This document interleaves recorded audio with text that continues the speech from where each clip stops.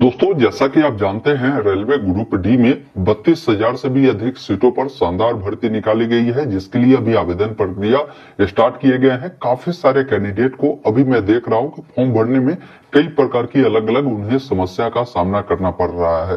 काफी सारे कैंडिडेट अपने कैटेगरी सर्टिफिकेट को लेकर परेशान है कि भाई कैटेगरी सर्टिफिकेट किस प्रकार का देना है, उससे हम कैसे बनवाए। काफी सारे कैंडिडेट जानना चाहे कि भाई मेरा जो बेस्ट पोस्ट है वो कौन सा है, कौन सा जोन से हमें अप्लाई करना चाहिए, कौन सा पोस्ट प्रेफरेंस हमें देनी चाहिए। मैं पोस्ट प्रेफरेंस के बारे में भी जानकारी दूंगा और आपके लिए बेस्ट पोस्ट प्रेफरेंस भी इस वीडियो में सजेस्ट करूंगा। इसके अलावा काफी सारे लोगों को फोटो सिग्नेचर में सबसे ज्यादा परेशानी हो रही है। उसका बैकग्राउंड बदलना हो या उसका साइज कम करना हो या ज्यादा करना हो, तो ये सारी चीजों के जो समाधान है इस वीडियो में आपको मिलेगा। मैं स्टेप बाय स्टेप बताऊंगा कि भाई कैसे फॉर्म को आपको फिल करना है। वीडियो थोड़ा सा लंबा हो सकता है, लेकिन ए टू जेड जानकारी आपको इस वीडियो में दिखाई जाएगी। इस वीडियो को ध्यानपूर्वक अंत तक देखिए। पसंद आए तो आप सभी से निवेदन है कि वीडियो को लाइक जरूर कर दिया कीजिए और चैनल पर नए हैं तो सब्सक्राइब कर लीजिए इस प्रकार की लगातार अपडेट के लिए। फिलहाल स्क्रीन पर चलते हैं, बताते हैं कि कैसे रेलवे ग्रुप डी भर्ती का फॉर्म भरना है। इन तमाम समस्या का समाधान के साथ मैं आपको बता रहा हूं। रेलवे ग्रुप डी भर्ती का फॉर्म भरने के लिए आपको गूगल ओपन करना है। गूगल में लिखना है ऑनलाइन अपडेट एसटीएम, यह वेबसाइट मिलेगा, इससे आपको ओपन करना है और यहीं पर मिलेगा railway group D apply online link, जिस पर क्लिक करना है। यहाँ पर आपको सारी जानकारी बताई गई है और सारी जानकारी आप देख सकते हैं। इसका लास्ट डेट 22 फरवरी 2025 तक रखे गए हैं, तो इस डेट से पहले आप जरूर फॉर्म को फिल कर लीजिएगा। बाकी भर्ती 32,400 कुछ पदों पर है और क्वालिफिकेशन 10वीं पास है तो फॉर्म को अप्लाई कर सकते हैं। आपकी न्यूनतम उम्र 18 साल, अधिकतम 36 साल। बाकी उम्र में छूट जो है ओबीसी को 3 साल, एससी एसटी को 5 साल यहाँ पर दिए गए हैं। एप्लीकेशन फी 500 रुपए लगेंगे जनरल ओबीसी डब्ल्यूएस को, जिसमें 400 रुपए आपके रिफंड होंगे।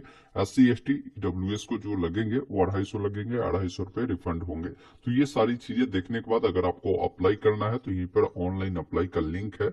आपको पहले रजिस्ट्रेशन करना है तो आप रजिस्टर वाले विकल्प पर क्लिक करेंगे और लॉगिन करना है। अगर आपका पूर्व में कोई अकाउंट बना है, क्योंकि रेलवे का अगर कोई भी अगर आपने फॉर्म को भरा होगा तो पहले से ही अकाउंट बना होगा, तो आप उसके मदद से लॉगिन भी कर सकते हैं। या नहीं तो जब इनके वेबसाइट पर आएंगे तो यहाँ पर दोनों ऑप्शन मिलता है। अब जिन लोगों का पहले से अकाउंट बना है तो मैंने बताया कि आप अपना मोबाइल नंबर या ईमेल आईडी दोनों में से कोई एक जानकारी देंगे, जो पासवर्ड आपने सेट किया था उसे डालेंगे, चेकबॉक्स पर टिक कर लॉग इन करेंगे।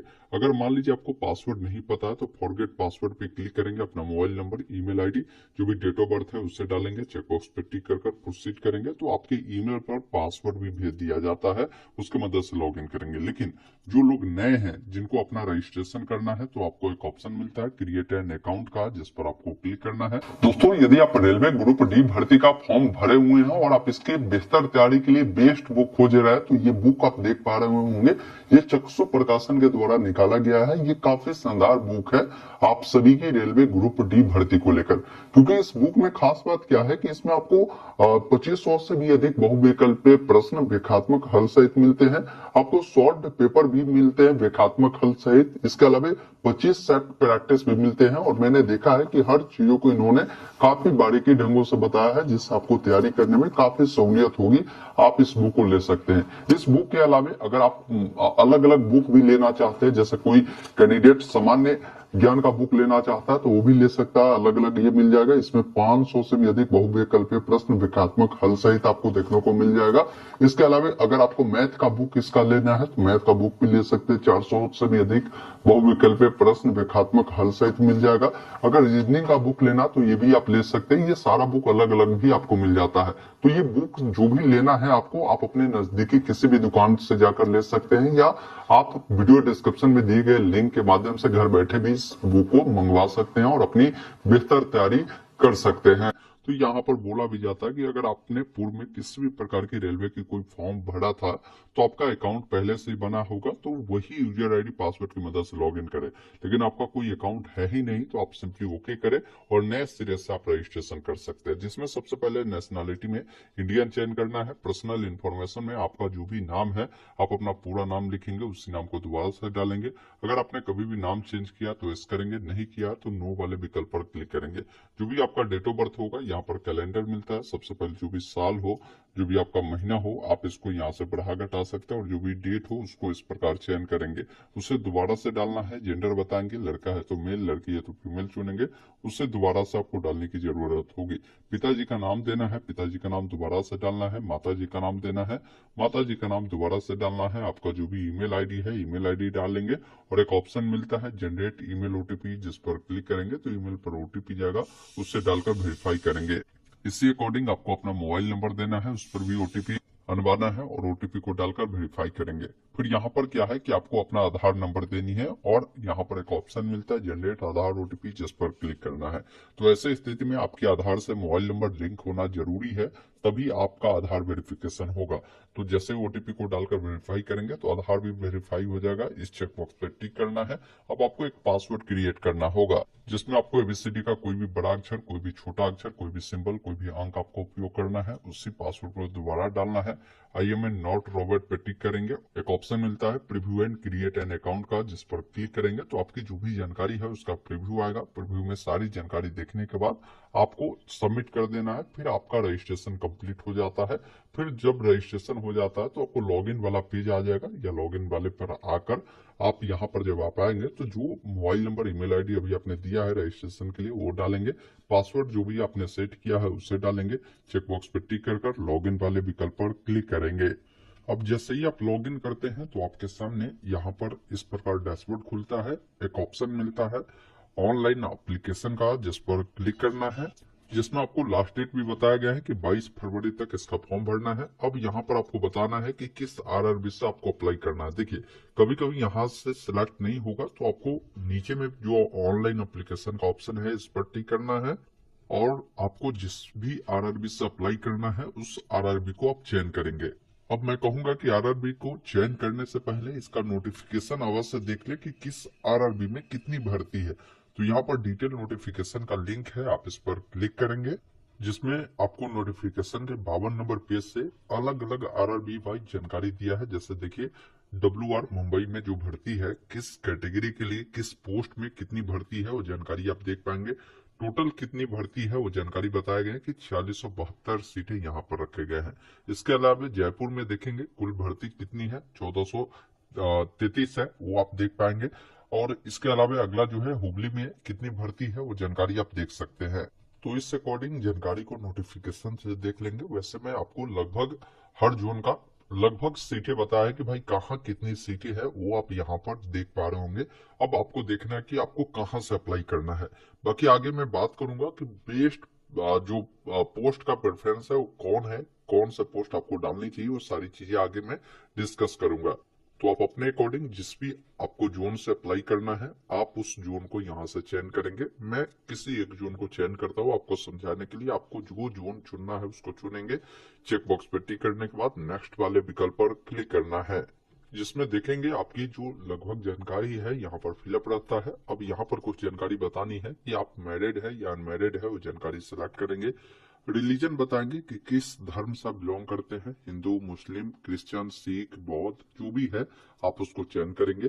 बाकी आप अपना लैंग्वेज बताएंगे, मातृ लैंग्वेज जो भी है आप एग्जाम देना चाहते हो किस लैंग्वेज में देना चाहते हैं उसको चयन करेंगे। आपके शरीर में 2 निशान ऐसा हो सकता है जो कटा का हो, जला का हो, वो आप बताएंगे। अगर एक ही है तो एक में बताएं और दूसरे में नो मार्क आप यहाँ पर लिख सकते हैं। फिर यहाँ पर देखेंगे कम्युनिटी डिटेल में आपसे जानकारी पूछी जाती है, जिसमें बोला गया है कि आप किस कम्युनिटी से बिलोंग करते हैं। अगर आप जनरल वाले हैं तो यूआर को चुनेंगे। तो यूआर के केस में क्या है कि आपको कोई भी कैटेगरी सर्टिफिकेट की जानकारी नहीं देनी होती है। वही कोई एससी वाले हैं तो एससी को चुनेंगे। तो यहाँ पर बोला गया है कि अगर कोई एससी वाले हैं या एसटी वाले हैं तो इनको क्या है कि सेंट्रल गवर्नमेंट का अपना एससी एसटी सर्टिफिकेट बनाने हैं। कोई ओबीसी वाले हैं तो इनको एनसीएल सर्टिफिकेट सेंट्रल गवर्नमेंट वाला बनाना है। तो यहाँ से मैं आई एग्री करता हूँ। उसके बाद आपको अपना कास्ट का नाम लिखना है। जो भी आपने सेंट्रल लेवल वाला अपना सर्टिफिकेट बनाया है वो सर्टिफिकेट नंबर देंगे। सर्टिफिकेट किस अथॉरिटी के द्वारा बना है वो जानकारी आप देंगे। उसके बाद कब इशू किया गया वो जानकारी देंगे। और आपको जो रेलवे के द्वारा ट्रेवल पास दिए जाते हो वो चाहिए तो आप यहाँ पर एस करेंगे। बाकी काफी सारे कैंडिडेट के मन में ये कंफ्यूजन होंगे कि हम SC ST से आते हैं या हम OBC से आते हैं, तो सेंट्रल लेवल वाला जो सर्टिफिकेट है वो कैसे बनाएंगे।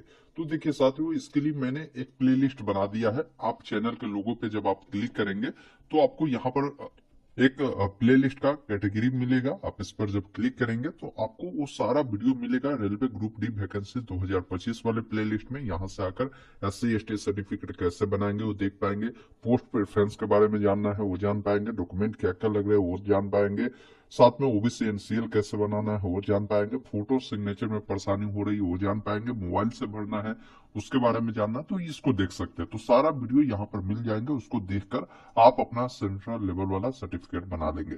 वही कोई EWS आते हैं तो आप EWS को चुनेंगे तो आपको भी EWS का बेनिफिट अगर लेना है तो आपको भी अपना सेंट्रल लेवल वाला EWS सर्टिफिकेट जो है फॉर्मेट में आपको बनवाकर देने की जरूरत होगी। वही मैं आपको ये भी बता दूं कि जो OBC वाले हैं इनको NCL के बारे में बोलता है तो आई एग्री करेंगे। अब बोलेंगे कि भाई हम NCL में आते हैं या नहीं आते हैं, यहाँ पर पूछता है तो NCL में वो आएगा जिनकी पारिवारिक इनकम 8 लाख रुपए से कम होगा, तो आप एस करेंगे। अगर उससे अधिक है तो आप नो करेंगे। एस करेंगे तो फिर आई एग्री करना है और बताना है कि भाई आप किस कास्ट से बिलोंग करते हैं, आपका सर्टिफिकेट नंबर क्या है, किन अथॉरिटी के द्वारा बना है, तो आप इसमें बता सकते हैं। देखिए सबसे अगर नीचे की बात की जाए कि कहाँ का बना होना चाहिए सेंट्रल लेवल में, तो आप कम से कम RO लेवल से जरूर बनवा लीजिए, इससे नीचे का आप नहीं बनवाइएगा। बाकी यहाँ पर बताना है कि वो सर्टिफिकेट कब इशू हुआ है, वो डेट आपको बताना है। फिर आप नीचे आएंगे तो आपसे पोस्टल एड्रेस पूछा जा रहा है, जिसमें आपका जो भी प्रेजेंट एड्रेस है वो बताएंगे, जैसे आपका स्टेट, डिस्ट्रिक्ट, और इसमें एड्रेस में आप ऐसे लिख सकते हैं, अगर ग्रामीण क्षेत्र से है तो विलेज, फिर कॉमा लगाकर आप जो है पोस्ट ऑफिस मेंशन कर दीजिएगा, कॉमा लगाकर PS कर पुलिस स्टेशन, बाकी नियरेस्ट जो आपकी सिटी है वो बताएंगे, पिन कोड बताएंगे। अगर आपका प्रेजेंट परमानेंट समान है तो चेकबॉक्स पर टिक करेंगे, दोनों फिल होगा। अलग अलग है तो अलग अलग जानकारी को फिल कर यहाँ से सेव करेंगे, फिर नेक्स्ट वाले विकल्प पर क्लिक करेंगे। इस प्रकार आपका पर्सनल डिटेल सक्सेसफुल सेव होता है। अब आप अगले डिटेल में आते हैं जिसमें कुछ एडिशनल जानकारी पूछी जाती है। अगर आप एक सर्विसमैन है तो इस करें, नहीं तो नो करें। अगर दिव्यांग है तो आप इसनो में उसकी जानकारी देंगे। अगर आपको स्क्राइब चाहिए तो इसनो में इसके बारे में बताएंगे। अगर आप जो है EBC सर्टिफिकेट होल्डर है तो आप इसनो में उसकी जानकारी आप दे सकते हैं। साथ में अगर आप रेलवे में एम्प्लॉय है तो आप इसनो में जानकारी देंगे। फिर नीचे आएंगे तो यहाँ पर आपसे पूछा जा रहा है कि अगर आपने जो है एक्ट अप्रेंटिसशिप कर रखा तो एस करे, नहीं तो नो करे। फिर यहाँ पर पूछा जा रहा है कि आपको जो रिफंड दिए जाते हैं CBT 1 जब आप देते हैं तो ये रिफंड आपको किस बैंक अकाउंट में चाहिए, आप वो जानकारी देंगे। तो जो भी रिफंड चाहिए वो अकाउंट किनके नाम से उनका नाम लिखेंगे, साथ में उस अकाउंट नंबर को डालेंगे, अकाउंट नंबर को दोबारा डालेंगे, फिर IFSC कोड डालकर कंफर्म करेंगे। तो आपका जो भी ये बैंक का नाम है वो देखने को मिलता है और आपका जो भी यहाँ पर बैंक का एड्रेस है वो मिलता है। उसके बाद आपको यहाँ से इसको सेव करना है, फिर नेक्स्ट वाले विकल्प पर क्लिक करना है। अब जैसे ही इसको सेव करेंगे तो डाटा सेव होगा और नेक्स्ट वाले विकल्प पर क्लिक करेंगे। उसके बाद आप अपना क्वालिफिकेशन को ऐड करेंगे, जिसमें मैट्रिकुलेशन यहाँ पर देखने को मिलेगा, किस राज्य से किया है, किस जिला से किया है, किस बोर्ड से किया वो बताएंगे, कब पास किए हैं वो पासिंग डेट बताएंगे, रोल नंबर बताएंगे, और जो भी आपका सर्टिफिकेट 10वीं का मिला है उस सर्टिफिकेट का नंबर आपको यहाँ पर डालना है और उसको ऐड करना है। अगर पहले से जानकारी दी गई है तो उसको अपडेट करना है तो आप उससे अपडेट भी कर सकते हैं। इसी अकॉर्डिंग आपके पास अगर ITI भी है तो आप ITI की भी जानकारी दे सकते हैं। अगर आपने अप्रेंटिसशिप कर रखा तो उसके बारे में भी दे सकते हैं। तो जैसे ITI को किसी को ऐड करना है तो ITI को चुनेगा। फिर यहाँ पर ट्रेड में एनी डिसिप्लिन को चुनेंगे, स्टेट बताएंगे किस स्टेट से किया है, किस जिला से किया है, किस इंस्टीट्यूट से किया है उसका नाम बताएंगे, कब पास किया है, सर्टिफिकेट नंबर क्या है, साथ में सर्टिफिकेट SCBT या NCVT द्वारा इशू किया गया है, और सर्टिफिकेट का टाइप बताएंगे वो आपका NTC वाला है या STC वाला है, उसको चुनकर आप उसको यहाँ से ऐड करेंगे। अगर आप सिर्फ मैट्रिक है तो मैट्रिक की भी जानकारी देकर ऐड करेंगे। उसके बाद एक ऑप्शन मिलता है नेक्स्ट का, जिस पर क्लिक करना है। तो अगला स्टेप आपका आता है फोटो और सिग्नेचर अपलोड करने का। देखिए इन्होंने बताया है कि कुछ सैंपल है। इस प्रकार का अगर फोटो आप देते हैं तो आपका फॉर्म रिजेक्ट किए जाएंगे, जिसमें इस प्रकार का जो फोटो है वो नहीं चलेगा। नीचे जो सही का टिक लगा है, इस प्रकार का फोटो आपको देना है। अब देखिए, फोटो का इन्होंने गाइडलाइन बताया कि फोटोग्राफ जब भी अपलोड करें तो उसका बैकग्राउंड देखे कि फोटो का बैकग्राउंड व्हाइट होना चाहिए, 2 महीने से ज्यादा फोटो पुरानी नहीं होनी चाहिए, और उसका साइज बनाए तो mm में 35 mm इंटू 45 mm, और पिक्सल में बनाते तो 320 गुने 240 पिक्सल में बनाना है। जेपीजी फॉर्मेट होगा, इसका साइज 50 KB से 100 KB के बीच में होगा। तो इस प्रकार का फोटो लगाएंगे तो कोई रिजेक्ट नहीं होगा। साथ में फोटो जब भी क्लिक कराए तो कोई भी टोपी, चश्मा, ये सब का उपयोग आपको बिल्कुल भी नहीं करना है। ये सारी गाइडलाइन है। फोटो ब्लर नहीं होनी चाहिए, ये सारी चीजों को विशेष तौर पर ध्यान रखना है। अभी मैं बताऊंगा कि फोटो का साइज आप कैसे बनाएंगे। इसके अलावा सिग्नेचर का भी गाइडलाइन है कि सिग्नेचर व्हाइट पेपर पे होना चाहिए, ब्लू इंक पेन से। और इसका भी साइज जब भी बनाए तो साइज इसी अकॉर्डिंग बनाए, पिक्सल में बनाए तो इससे अकॉर्डिंग बनाए। साइज 30 से लेकर 50 KB के बीच होगा। तो फोटो सिग्नेचर इसके अकॉर्डिंग आपको साइज बनाकर आपको अपलोड करनी है। अब सबसे पहला ही गाइडलाइन जो है, मैं जिस कैंडिडेट का फॉर्म भर रहा हूँ वो फॉलो नहीं कर पा रहा है, क्योंकि इनका देखिए फोटो का बैकग्राउंड व्हाइट मांग रहा है लेकिन यहाँ पर ब्लू बैकग्राउंड है। तो सबसे पहला काम करना है कि फोटो अगर इस व्हाइट बैकग्राउंड में नहीं है तो बैकग्राउंड को हटाना है। इसके लिए गूगल में आप रिमूव बीजी लिखेंगे, यह वेबसाइट मिलेगा, इसको ओपन करेंगे और यहाँ पर देखिए अपलोड इमेज पर क्लिक करना है। जो भी फोटो होगा जिसका बैकग्राउंड हटाना है उस फोटो को यहाँ पर अपलोड करेंगे तो ऑटोमेटिक देखिए बैकग्राउंड इन्होंने हटा दिया है। अब पीछे का बैकग्राउंड व्हाइट रखना है तो बैकग्राउंड पे क्लिक करना है, कलर पे आना है और यहाँ से व्हाइट को चुनना है। तो मेरा ये व्हाइट बैकग्राउंड हो चुका है। अब इसको क्या करेंगे, हम यहाँ से डाउनलोड कर लेंगे। तो मेरा पहला काम हो चुका है, बैकग्राउंड मैंने इसको सही कर दिया है। अब दूसरा काम करना है कि इसका जो भी साइज है ये पिक्सल में बनाना है, जो पिक्सल इन्होंने बोला है। अब पिक्सल में बनाने के लिए गूगल में आपको लिखना है, इसके लिए गूगल में आपको लिखना है IM रिसाइजर। आपके सामने ये वेबसाइट मिलेगा, इससे ओपन करेंगे। अब यहाँ पर अपने फोटो को सिलेक्ट करेंगे। जैसे मैं यहाँ से फोटो जो अभी बनाया हूँ उसको यहाँ से सिलेक्ट करता हूँ। अब फोटो मेरा यहाँ पर आ चुका है। अब यहाँ पर क्या करना है कि हमें पिक्सल में बनाना है, तो सबसे पहले यूनिट में हमें पिक्सल चुनना है। अब विड्थ को ध्यान रखना है, यहाँ पर आपको देख लेना है कि भाई विड्थ कितना बोल रहा है। तो ये जो आप नीचे वाला देख रहे हैं ये हमारा विड्थ होता है, और ये ऊपर वाला जो पोर्शन है ये हमारा हाइट होता है। तो विड्थ सबसे पहले बोला गया है, तो विड्थ 240 है, तो यहाँ पर विड्थ में हम 240 रखेंगे। और हाइट देखना है, हाइट कितना बोल रहा है, 320, तो यहाँ पर हाइट भी हमें 320 यहाँ पर रखना है। ये हो गया। और फॉर्मेट जेपीजी है, ये भी ध्यान रखना है। अब अगला चीज है कि हमारा साइज क्या रखना है, तो साइज भी देख लेते हैं। साइज बोला है कि 50 से 100 KB। अब इसका जो साइज है यहाँ पर 100 KB है, तो मैं यहाँ पर क्या करता हूँ 95 रखता हूँ और यहाँ से नेक्स्ट टू डाउनलोड पे क्लिक करता हूँ। तो थोड़ा सा वेट करेंगे, आपका जो फोटो है ये डाउनलोड हो चुका है। अब डाउनलोड हुआ है तो अभी भी देखिए कभी कभी क्या है कि ये साइज कम ही रख लेता है। जैसे मेरे केस में देखिए ये अभी भी 49 KB ही है। तो अभी आपको एडिट करना है, इसको कम से कम 50 KB से ऊपर रखना है। तो यहाँ से इसको क्या करेंगे, आप 100 KB यहाँ से करें और नेक्स्ट टू डाउनलोड पे जाए। फिर देखें कि भाई ये 50 KB हुआ या नहीं, नहीं होगा।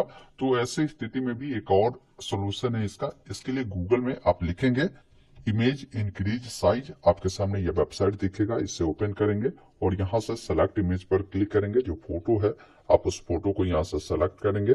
अब इसका साइज कितना आपको रखना है, कितना KB आप यहाँ पर रख सकते हैं। जैसे हमें 80 KB रखना है तो मैं 80 KB रखता हूँ और इंक्रीज साइज पे क्लिक करूंगा। थोड़ा सा वेट करूंगा, आपका साइज ये इंक्रीज कर देगा। फिर यहाँ से इसको डाउनलोड हम कर लेंगे। तो ये कुछ प्रॉब्लम आपको हो सकते हैं फोटो सिग्नेचर में, तो आप इसको यहाँ से भी एडिट कर सकते हैं। इजीली आपका एडिट होगा, फोटो की क्वालिटी अगर अच्छी होगी तो।